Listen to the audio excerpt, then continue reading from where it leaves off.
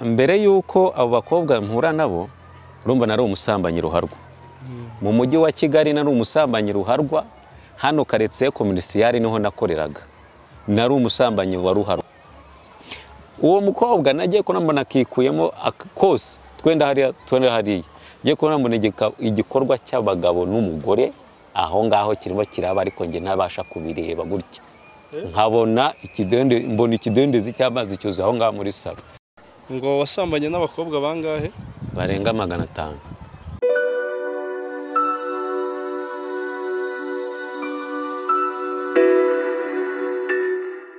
Tubahaye ikaze inshuti bakunzi ba Legacy TV on top nkuko mubimenyereye.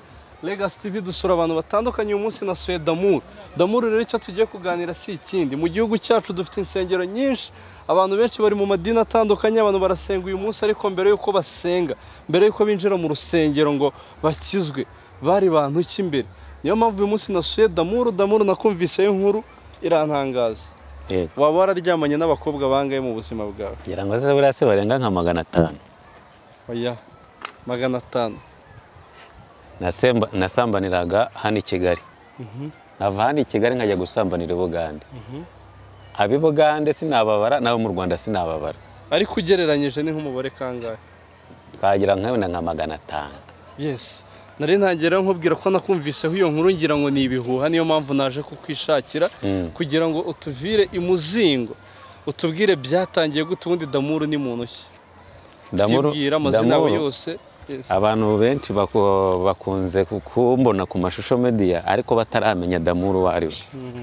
Nge nitwa Nsamiwe Jean Damour ndi umukozi w'Imana wavukiye mu karere ka Kamonyi hano ni mu majyepfo nkaba naravutse kuri Kayiranga Rubeni na Mukandengo Faraziya akaba ari wa musore cyangwa wa mugabo mwumvishije wariya aside bamuroze akazuka waryamanye n'abakobwa barenga 100 ngahe waryamanye n'abakobwa bagine kuzimu akaba ari ngiye rero mwaje no gusura Imana ibaha umugisha. Tutangirire kwa aba bakobwa bagikuzimu mwaryamanye. Wabwiwe n'iki ko bagikuzimu mwaryamanye ryari?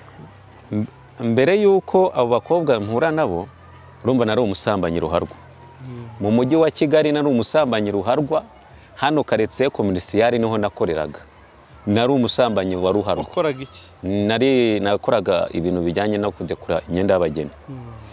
Nibwo hari umugabo wari inshuti yanjye twakoranaga witwa Pastor Yves yazanye umugabo w'inshuti ye witwa Bishop Rwisebura David aza kumusura.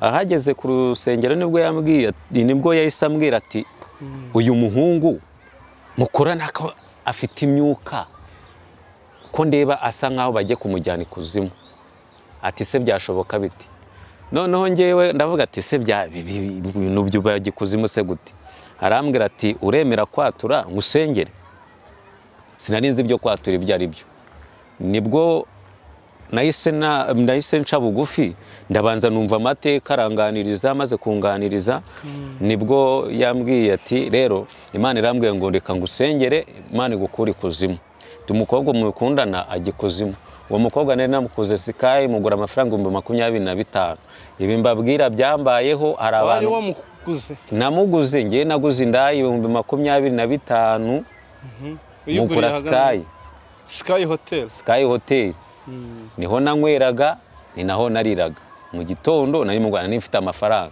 rero ari igihe tubwira abantu imirimo y'Imana bagatanya bagakora commentaire twebwe tuvuga aho Imana yadukuye kuko ibintu ntago tuba twaje kubipapira siko bimeze ibintu tuvuga ntago tuba twaje kubipapira cyangwa ntago tuba twaje kuri televiziyo kugira ngo dutwike nkuko babivuga oya ntago tuba tuje gutwika kuko hari abantu benshi nabo baba bari mu byaha ariko baba barabuze ukuntu babivamo.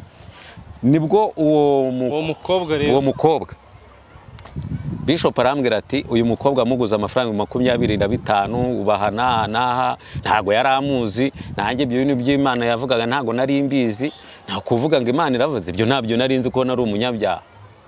Nibwo yambwiye ngo atura hanyuma mu bintu mbwiye numvisemo ibintu bitatu bikomeye. Uravuze uti kwatura urongera uti nari umusambanyi ruharwa. Yego. Ese kwatura ko nzi ko ari kujya mu rusengero ukavuga ibyawe byose sobanura agiye mu rusengero urondora amazina y'abakobwa mwasambanye kurose ntago iyo ugiye kwatura iyo ugiye kwatura uratura ati Imana imbabarire gusambana. Mvuga ako kantu kumve n'abadukurikiye babyumve. Iyo ugiye gusenga nimba umuntu kwatuza kubwira ngo atura, uratura ngo Imana imbabarire gusambana, Imana imbabarire kuroga, Imana imbabarire gukuramo inda, Imana imbabarire mbese buri kantu kose, Imana imbabarire kunywa inzoga, nanjye natuye kubona nari mfite umuntu uri kunyatuza. Hanyuma uvuze ikindi ati nari umusambanyi ruharwa. Yego. Ubwo wasambanye n'inda ya 500. Warazibaze, ibyo bintu ntabwo ndi kubyumva neza. 2004 cyamaye narazibaze. Urugero nge mfite ibimenyetso. Urugero nagiye i Bugande 2007 niho nari ngiye kuba. Nashyize ku rupapuro abakobwa maze kuryamana nabo nsanga ari 207.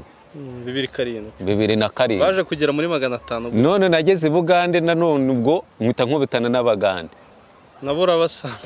Nabo ndabasambanye. Erega twega dukizwa ibyo twakoze. None mbabeshye se. Hanyuma rero nge nakijijwe bite, mva nakijijwe bigoye. Nitwa umukozi w'Imana, narinze guca hirya ngo nce hino, ndavuga ati noneho aha ngaha ndemeye. Hanyuma rero dukomeze. Dutangiye inkuru y'urukundo nawe n'umukobwa wakuye ngo muri Sky ariko agikuzimu. Byagenze gute se yakujyanye kuzimu, ese wabirokotse ute? Bo reka mbivuge neza n'abadukurikiye Legacy TV. Imana ibahubwe umugisha mwinshi cyane. Uyu mukobwa nari mfite inshuti nyinshi zakoraga Sky.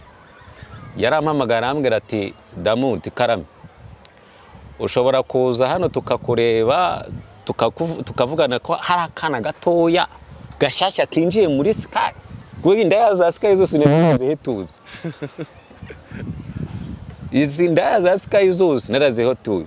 Navaga Sky nkajya Calvados, nava Calvados nkajya KBC, nava KBC nkajya Cadillac. Twose twari utubyiniro twari tugezweho. Bose twari utubyiniro twari tugezweho. Ubwo ni nako amafaranga wahasigaga atagira umubare. Ahubwo se bunana yabara. Ahubwo wanayama, ahubwo urebe ukuntu nabye byazamo umusaruro. Kandi arayamariye mu nzoga no mu ndaya. Nawe bazi. Nibwo uwo muntu ubwo nahise mfata akamoto mpita ngenda. Mageze nsaga koko nagakobwa keza k'inzobe gateye neza, ndavuga atayange ndayashora hano tu. Arambwira ati rero, ndamubwira ati se wa mukobwa ko ngukunze kukujyana nangahe? Arambwira ngo na amafaranga 25,000. Nanjye sinaziyoje, nahise nzikura mu mufuka ndazibara kashi ndazimuhereza. Twarajyanye tugezeyo, ubwo ibyo twakoze twarabikoze. Bukeye umukobwa arataha, arongera aragaruka, arikaza afite indi sura. Mbese yahindutse mu isura, yahindutse uburyo twari twamenyanye. We yaje ari mu rukundo. Yagarutse yindi imyitwarire. None mbivuge noneho bisobanuye. Yaje ari mu rukundo, atari muri gahunda y'amafaranga. We aza ari mu rukundo. Ngira ngo ni izindi muwe rero. None uwo mushumba nibwo yaje arambwira ati umupasiteri, arambwira ati yitwa Rwisebura David. Arambwira ati rero uyu mukobwa mumaranye iminsi muri gukundana pe, uri mu rukundo nawe. Kandi koko nareba uwo mukobwa nkasanga ni mwiza. Nareba ko tenga baga ati nago namureka. Nibwo nageze gutya ndabimusobanurira neza uburyo twahuye. Arambwira ngo ngaha tura. Rero nageze aramubwira ngo nahise natura. Arambwira ati atura icyaha cy'ubusambanyi, ndacyatura. Atura icyaha cyo kunywa inzoga, ndacyatura. Atura icyaha cy'agasuzuguro kuko narasuzuguraga cyane, ndatura. Atura icyaha cy'uburyarya kuko nta rukundo ngiye nigeze ngira kuva kera nyiri umwana nyuri uruhinja, nabyo ndabyatura. Ikibazo cy'amatsiko yo watuye ubiretse cyaba bikuvuyeho. Buriya rero niba zakubeshye, hari igihe ukizwa ariko ugakizwa udakijijwe. Icyo mvuze uracyumva. Hari igihe ukizwa ugakizwa udakijijwe. Hari n'igihe uhanura ugahanura udakijijwe. Hari n'igihe ubwiriza ukabwiriza udakijijwe. Hari n'igihe uririmba ukaririmba udakijijwe. Icyo kintu uracyumva, n'abadukurikiye nabo baze kubyumva. Turangiriza ariko iyo nkuru kwanza y'umukobwa ujye kuzimu. Nyine nibyo naringiye kukubwira. Nibwo uyu mushumba yaje kunyatuza, ndatura amaze kunyatuza, arambwira ati noneho ikimenyetso uri busange mu rugo nibwo uraza kumpamagara umbwire. Naratashye twihuse nsanga munsi ya matora, yari yambwiye ngo nugera mu rugo urebe munsi ya matora asanga imisatsi y'umuhondo, ngo bayita Beyonce, nimba ari ya Beyonce niba yashakaje ntago mbizi. Ni imisatsi irambuye izingazinze nk'ingata, ariko mu hagati muri yaka kazinga k'ingata harimo ifoto yanjye. Naho ngaho niho nahise ngira. Atari we wayishyizemo? Atari nanjye wayishyizemo. Niyo misatsi utazi inkomoko yayo? Reka.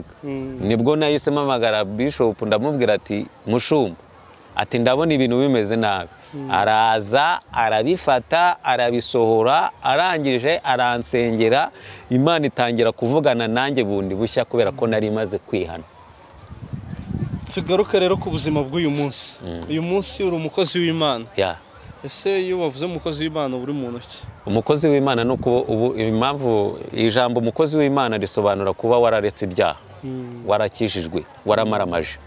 Apana ugakizwa ukijijwe, utabanza udakizwa ujya gusambana, udakizwa utajya kunywa, mbese ugakizwa umaramaje. Ubuse uyu munsi warakijijwe umaramaje, biriya byantu kibisubiramo? Icya mbere narakijijwe, Imana imugore. Ubu ufite umugore? Mfite umugore n'umwana. Ndi umukozi w'Imana, ndi umuhanuzi w'Imana. Uranyumva neza?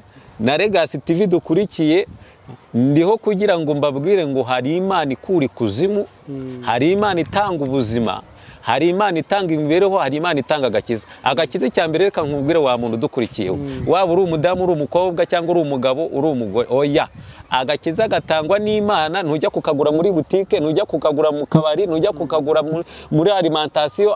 Mbese na so wanyu ntiyakaguha, na nyoko ntiyakaguha. Agakiza ni Imana. Mbese agakiza ni agakiza. Numva ngo umuntu yakiriye agakiza. Ahubwo mbese naringiye no mu mavuta, ahubwo naringiye no mu mavuta rwose, ndumva hari ibintu birimo kugenda bibogaboga. Ntabwo agakiza bundi ni impano, cyangwa se ntabwo ari n'impano. Agakiza ni Imana izi kareba ko yagukura mu byaha, mbese agakiza ni ukureka ibyaha. Niko gakiza. Rero wafashe agakiza aretse ibyaha cyane rwose. Ako se reka nkubaze Damu, karame, ku kintu ngiye cyanantangaje n'ubu ngubu nkibazaho, kuryamana n'abakobwa 500, wabivuye muri muzima, ntabwo wanduriyemo cyane rwose indwara? Icya mbere reka nkubwire, Imana ikunda abanyabyaha. Naje nsanga Imana ikunda abanyabyaha. Ibaze nta mukobwa n'umwe icyakoza inaha i Kigali napfa kugerageza kwambara kapoti, ariko Bugande nageraga nambara rwose. Reka kubera Bugande nari mfite n'inzu ariya na mu Ngono, niho hantu rwose nari nibereye, nta kintu cyitwa prudence nabaga nifitiye. Reka. Hanyuma rero nkizwa mvamo ndi muzima. Icyo ni igitangaza cyane. Uzaza nibarize madamu kuri muzima. Ahubwo uzaze, mfite umugore hariya rwose mwiza, Imana yanyihereye w'igikundiro, nta kintu nashinze Imana. Ndaza no kukubaza aho mwahuriye ujye kumutereta no kumushaka. Hanyuma mbwira. Yego. Ko wapimaga imyenda y'abageni, ukanabambika, kandi ukaba wari umusambanyi kabombo, nta muntu w'umugeni waba warigeze ucisha ku ruhande wo kumuha imyenda ukamujyana muri ghetto? Ngewe kubera ko nari mfite ikintu cyitwa impano, nimba ari impano, nari mfite ubunenganeza. Niyo wabaga ufite amafaranga umutima wanjye utakwishimiye, ntago nagukoragaho. Cyambere cyo nakundaga umukobwa w'inzobe ufite amaguru meza, ufite intoki zirambuye, mbese umeze neza, ufite mu kanwa h'umukara. Wabaga ari inzobe ufite mu kanwa h'umukara, naremeraga n'inote nkazishoraho.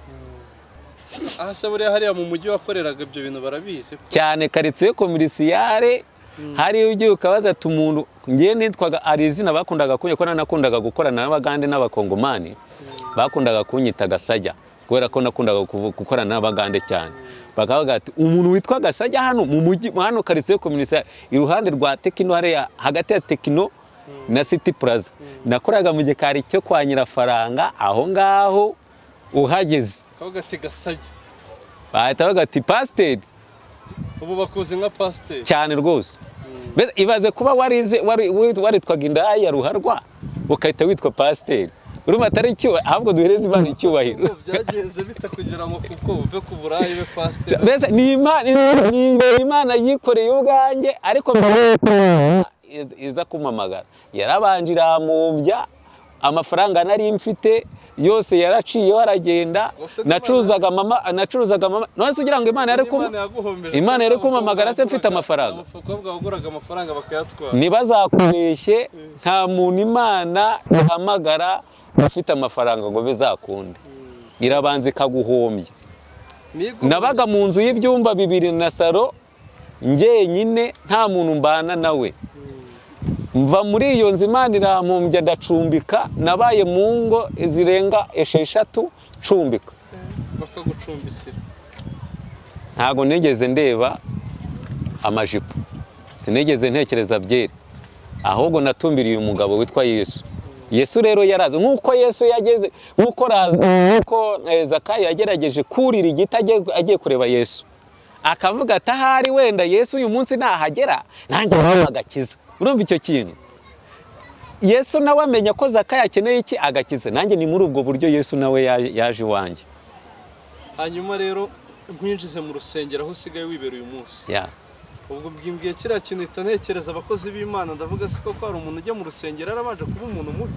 Buriya mu rusengero abantu barimo narisiko ari abantu bavutse ari intungane bagakora ari intungane. Kare ubuhamya bw'abantu umva ni ukuri kw'Imana sinkubeshye Isa, ntabwo nakubeshya rwose. Nubona umurokore wese ujya hara kuri televiziyo akavuga ati ndashimira Imana ko yuko yangiriye gutya na gutya na gutya, uriya aba yarakijijwe yari umusambanyi, uzasanga wa wundi uririmba w'icyamamare yari umusambanyi, yari umujura, yaranywaga urumogi muri ibyo bintu. Noneho gukizwa biva kure. Gukizwa biva kure. No mpamvu natangiye nkubwira ngo agakiza Imana ikwihera ntago gakura kwa so wanyu cyangwa kwa nyoko wanyu, mbese ntago kagura muri butike, nta nubwo kagura muri mbese nta nubwo kagura. Agakiza nagakiza Imana izi kakwihera. Damuru uyu munsi rero uri umugabo wo mu rusengero kandi ukomeye, ndi umuhanuzi w'Imana. Mbere yuko nza kukubaza guhanura icyari cyo n'ibyo warahanuye, muri ba bakobwa mwaryamanye bose 500 narimo 3 bajyaga ikuzimu, ese ninde wari uteye ubwoba muri bose uyu munsi wambwira uti? Umukobwa wari uteye ubwoba ni umukobwa umwe twaryamanaga aryamana na sekuru ugikuzimu. Sekuru umukobwa yajyaga ikuzimu? Yego. Wowe karyamana n'umukobwa. Wabibwiwe n'iki rero? Impamvu ari igihe mbivuga ibi bintu nagira ngo noneho kuri Legacy TV reka mbivuge neza. Uyu mukobwa yaje kunsura akigera mu rugo, reka nse nkusubira inyuma gatoya. Hari ukuntu umuntu akizwa agakizwa ariko atageze gute adakijijwe, akaguru kamwe kari hano akandi kari imbere akandi kari inyuma. Ako bari bucyumve abantu bari budukurikire. Akaguru kamwe kari mu nzu akandi kari mu muryango.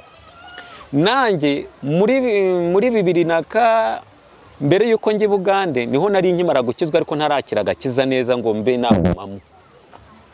Nibwo uwo mukobwa yamfatiye muri ako gahuge. Nibwo uwo mukobwa twahuye mu nzu y'Imana mu rusengero. Rega no mu nzu y'Imana bajyamo bose ntago ariko babakijijwe. Reka twahuriye mu rusengero ngira ngo ni umuntu w'Imana koko, kumbi ni shitani ntwaye. Nibwo yaje kunsura tugeze mu rugo, umukobwa mbona yango umva sinavuga ngo ibyagenze ngewe rwose yarambwiye ati Damu uri umusore mwiza rwose nagukunze tayari aneye imitomba nanjye mva honde nuko turyamanye.